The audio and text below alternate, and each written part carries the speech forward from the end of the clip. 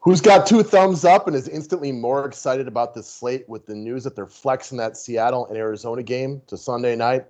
I'm very happy about that. You hit me with that information, I don't know, 20 minutes ago. I think that is great for this slate. We broke this one down for customers earlier in the week, and it was a struggle to try to wade through all these fantastic picks that we had at our disposal. We just got rid of some of them.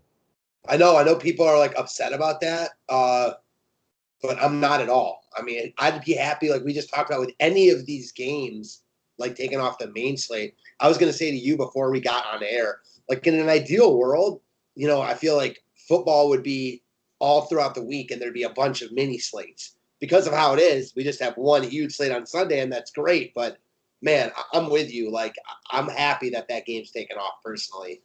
Yeah, there was great plays in that game. DK Metcalf, Tyler Lockett, Russell Wilson, Chris Carson, Kyler Murray. I mean, it was a cornucopia of great plays. I am hearing, however, and we don't know this, but I'm glad you kept that last slide on, or the slide we talked about, because I'm hearing people in the know say they're hearing that DraftKings might keep that game on the main slate. Oh, man, I would not like that at all. I know, but I could tell by your voice you would not like that at all, but it's fun talking this stuff out. We don't know yet. We do know that game is now going to be played on Sunday night. Would be real interesting to see what they do here. I've thoroughly enjoyed getting your money from the main slate back before the Sunday night slate, so I can decide if I'm chasing, going aggressively, or whatever the thing might be, but we'll see what happens. We'll have to wait this bad boy out. It is week 7. It is time for the DraftKings picks from the DFS 5-pack.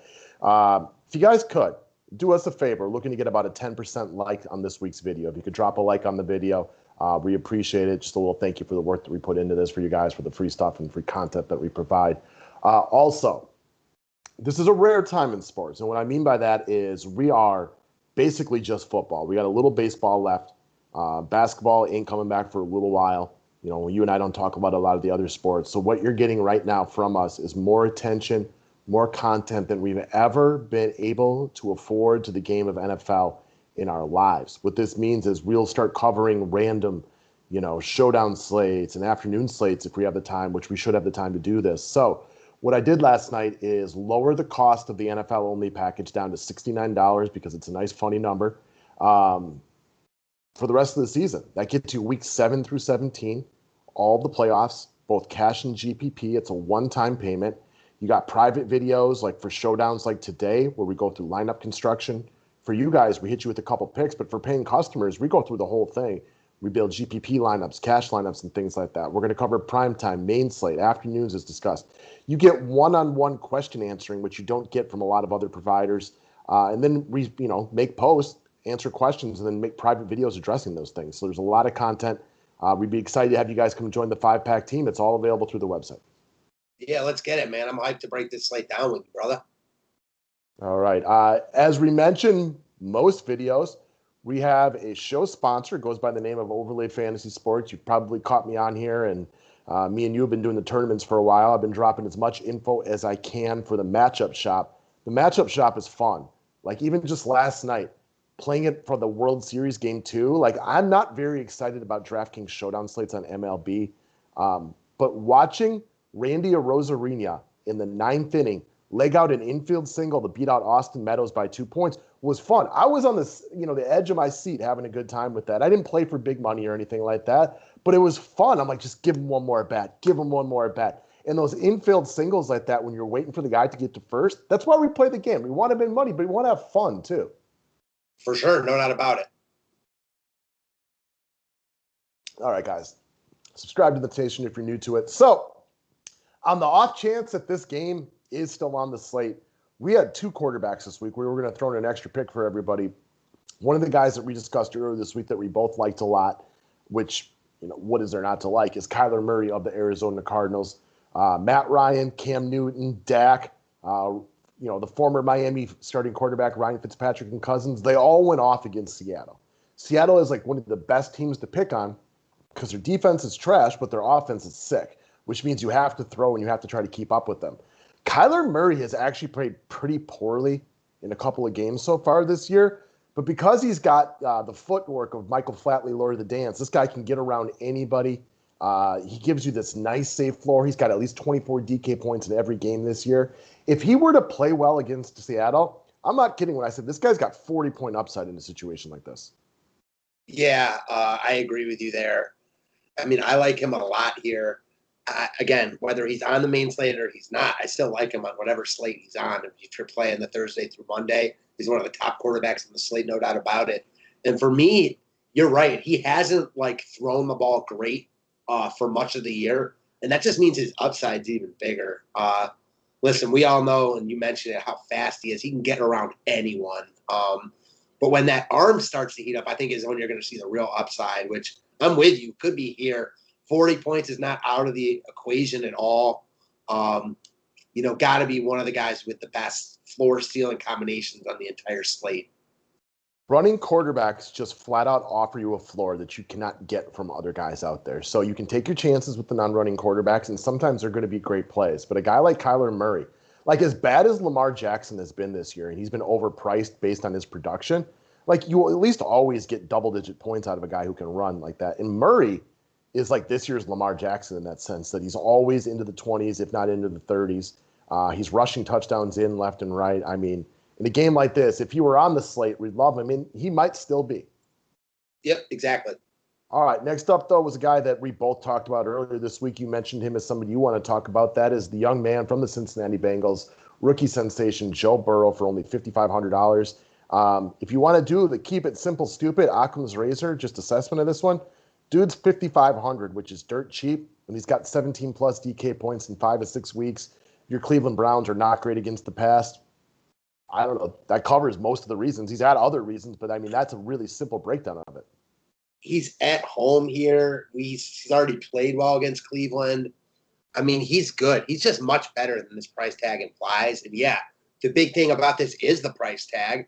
Don't expect him to score the same amount as a Kyler Murray here, but he allows you to really spend up at another spot, another couple spots. He's just too cheap and with really nice options all over the board. I think that he's a steal at this price tag. Yeah, I think he does a lot for your build, no questions about it. And AJ Green looked better last week. He's been mostly a poop sandwich since coming back this year. Higgins is emerging as a very good wide receiver. We know Tyler Boyd's quality. He has weapons around him. Yeah, exactly. I'm with you. All right, next up. So we'll talk about my boy Aaron Jones, as you can see right here. I think this is a great spot for him. And I don't know what his proposed popularity is this week because there's obviously a lot of running backs in play, but I have a lot of desire to go right here. So we all saw the Green Bay Packers absolutely just leave brown stains all over the mattress last week. They pooped the bed. They were terrible. They were pathetic. They were absolutely worked by the Buccaneers defense. Nothing about that performance was good. So I know, for you as a sports betting angle, you love is the bounce back spot for good teams, and I would still qualify the Green Bay Packers as a good team. So I think we kind of talked this one through earlier this week. We like a bounce back spot for the Green Bay Packers. I will also reiterate, David Bakhtiari left last week. That's our all-pro left tackle. I think he'll play this week, but I don't know. Keep your eyes peeled on that. Obviously, you're going to like the offense from Green Bay better if they're, one of their top 5 players is in the game. This game's projected for 57 points. That is one of the highest totals. It might be the highest total on the slate. It was as a day or two ago when I checked. They fluctuate a little bit. Either way, this is a great spot for offense. Now let's talk about the matchup with the Houston Texans, who are playing better under the non-Bill O'Brien regime, but it's not like their defense is going off. This is what running backs and running games have done against the Houston Texans this year. We saw opening night, Clyde Edwards-Helaire looked like the second coming of Emmitt Smith. Then the Ravens ran for well over 200 yards, and a lot of that with the running backs, not just Lamar Jackson. James Conner comes in next week, goes off for 28 DK points against them. Dalvin Cook drops a 30 spot on them.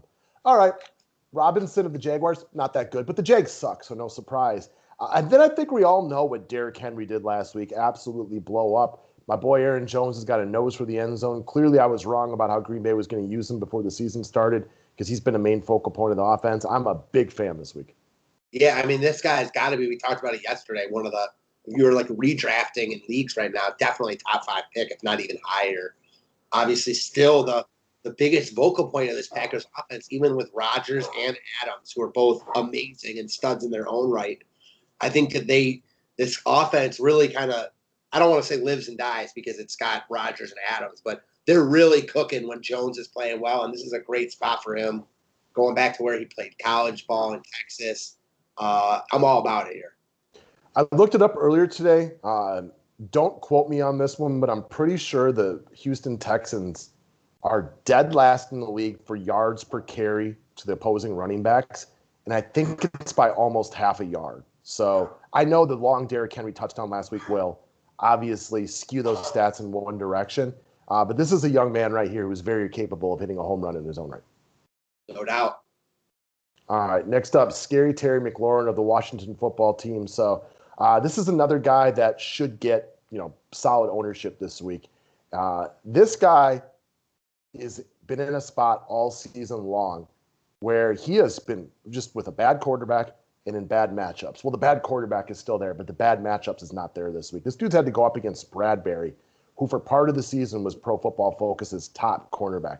Then he had to go up against Jalen Ramsey, who a lot of people believe is the best cornerback in football. The Ravens have a multitude of good cornerbacks to throw at him. Your boy Denzel Ward is good in his own right. Patrick Peterson ain't as good as he used to be, but he's still pretty good. And Darius Slay is an excellent cover corner. This guy has had to go through the gauntlet to start the year, and he's still producing. Now he gets Dallas. Matt, without looking at any numbers, is Dallas's pass defense good? No. That's a very concise answer, and it's very true. They're terrible. They suck. I'm with you, man, especially after looking at who he's gone against recently or this entire year, more or less. Got to like McLaurin in this spot. There's always like so many wide receivers that I don't think he's going to come in as like chalk. He's going to get love, no doubt about it.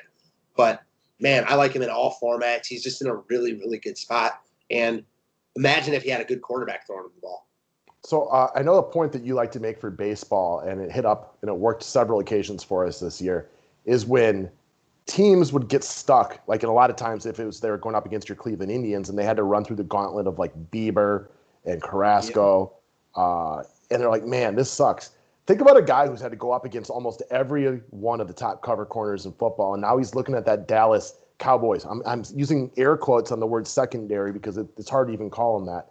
If this guy gets his average 10 targets against Dallas, and God forbid he even gets more, I mean, this is a potential 150-yard day with a touchdown in there. Like, he could really go off right here. Yeah, I'm with it, man.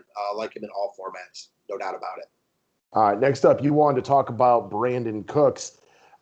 He's been amazing since your favorite coach, old Billy Boy, got canned, hasn't he? Yeah, he has. And I love a couple points that we've talked about throughout the week that you stressed about it. So, first off, like, the targets are there, man. Like, double-digit targets each of the past 2 weeks, 21 over the past 2 weeks. Big target share. He scored touchdowns in each of those games. He just missed scoring another touchdown. But to top that off, not only do we love the target share, but we also love that on the other side of the ball, Will Fuller is going to be blanketed by Jair Alexander. Not to say that, Fuller can't do anything because he's really good and Deshaun Watson can make a lot of things happen with his legs. We saw Alexander early in the year shut out Calvin Ridley. Not that we expect that with Fuller, but it just means that Cooks is in a much better spot. I like him a lot at 5,200. He's going to get love, but I still like him. And I'm not the biggest Cooks fan in the world, so that should tell you something. Yeah, Cooks was a bit of an anomaly coming into the year. Like, we didn't know who he was. He's had some very productive seasons at the NFL level, but it was hard to give an answer on exactly who Brandin Cooks was at this point of his career. He's had a litany of injuries to deal with. He's still actually pretty young, though. I know he feels older than he is, but I think he's only like 27. So he's at back-to-back monster games for several reasons. And Jair Alexander, I believe, is currently ranked as the number one quarterback by PFF. So I'm assuming he'll be on Fuller, which just makes life for Brandin Cooks even easier in the situation. And the Texans are a lot like Seattle. Like, they have a good enough offense to score points, but their defense is trash. Although they do have a pretty good number one corner, which is just another reason Devontae, he'll get his this week, but maybe we like Aaron Jones more. So this game's got a lot of appeal as one of the highest totals on the board. They're like a poor man Seattle for sure. I get your point. They have the quarterback, so that's all you really need. Deshaun Watson can make plays happen and bring his team back no matter what. But I don't trust them as much as Seattle. I'll say that. Oh, God, no. They don't have, I know you're a big Pete Carroll fan, and there's reasons to like him better than anything the Texans have thrown at us probably in their history of their franchise. And Cooks and Fuller are good, but they're not Metcalf and Lockett good. Watson's good. He's not Wilson good. So, exactly. yeah, it's the D version of Seattle in a lot of ways. For sure. Their defense is also worse against the run than it is the pass, whereas Seattle's is better against the run than against the pass. Yeah, All both right. those defenses are not good. All right. So we talked about a couple of guys now. Terry McLaurin's going to get plenty of love this week. We just brought up Cooks. He'll get plenty of love this week. I don't know what Aaron Jones' love is going to be this week, but there'll be some there. A guy that you wanted to mention for more of a GPP pivot off of a more chalky Alvin Kamara, Michael Thomas, for example, is Emmanuel Sanders, who's really developed some chemistry with Drew Brees over the last couple of games. Yeah, he's looked really good. I know that we liked him a lot in that showdown slate the other night when he played. And I'm glad, and again, another situation where I'm glad we waited a little bit to come out with this video. So I do like him a lot as a pivot off of Chalky or Kamara and or Michael Thomas. But Michael Thomas was not present at the portion of Saints practice open to the media today. His status for Sunday's game is now very much in question. That's according to Adam Schefter 20 minutes ago. So that puts Sanders even more on the radar in all formats. Obviously, if Thomas is out, he makes for a really nice cog in the machine type of play in all formats, cash games especially. If Thomas is in, I think people will be off him. But, man, he's good in his own right. And the rapport that he's developed with Brees is real. I like him in tournaments. Part of me wishes Thomas plays because that will just keep people off of him. What was the reasoning behind Thomas not being there? Any idea? Hamstring Okay. / ankle. Interesting. Okay. I hadn't heard anything about that, but I've been helping my kids with homeschool the last couple minutes as opposed to stalking Shefty on Twitter. I think that Shefty guy knows what he's talking about, so let's take him at his word right there. Pretty sure he's got just his ear to the NFL just a little bit. Yeah, right. He's in a little bit more than us, so I'll take his word. He's like the one person who knows things before Twitter. Yeah, right. I saw that someone in the ESPN Fantasy League with him yesterday like tweeted a picture of when he picked up Antonio Brown, and he's like, I'm pretty sure this is exactly when the news came out, you know? Yeah. Shefty knows his thing. I'm pretty sure most of us know this since we're all pretty big sports fans, not just talking right here, but for all you guys listening on this one. So brought to you guys a few different picks this week. If you guys are interested in the members only video, we would love to have you guys come join the DFS 5-pack. The link to the website's below. The NFL package for $69 is a very fair deal. And let's come talk some football. Let's win ourselves some money over the next couple of months. And we'll see you guys again real soon. Let's get it. Thanks, guys.